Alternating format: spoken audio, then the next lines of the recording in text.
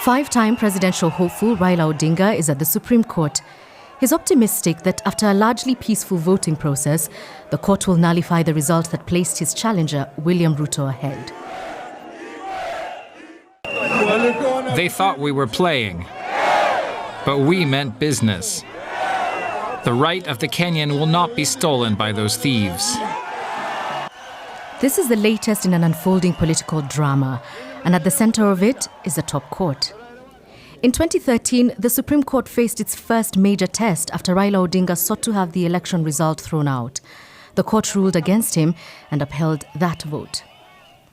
5 years later, it was a case of same script, same cast, as Odinga once more sought the court's intervention. This time, the court would send the country back to a vote.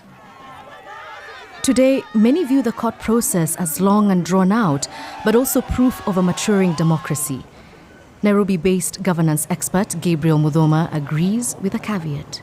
We need to disengage from having this cyclic process every 5 years that we don't just conduct one election but two. I would like people to understand this number thing.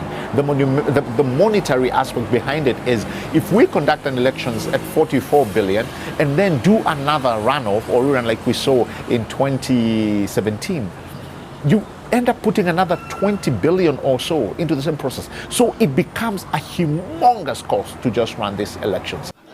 So far, Kenya has spent over $360 million on the election, making it one of the most expensive in the world. For the average Kenyan, grappling with unemployment, rising food costs and reduced wages, election fatigue has set in, as was made clear by the lower than expected voter turnout.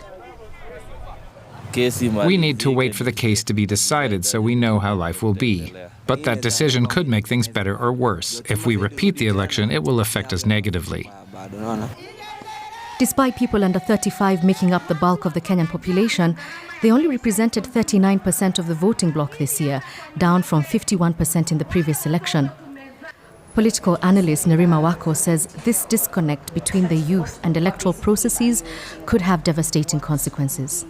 They will find another way to get the attention of government, and unfortunately it's mainly negative. So we can easily spiral into conflict, because when you have a large population that doesn't have access to basic needs and they are hungry, you can't expect them to think straight.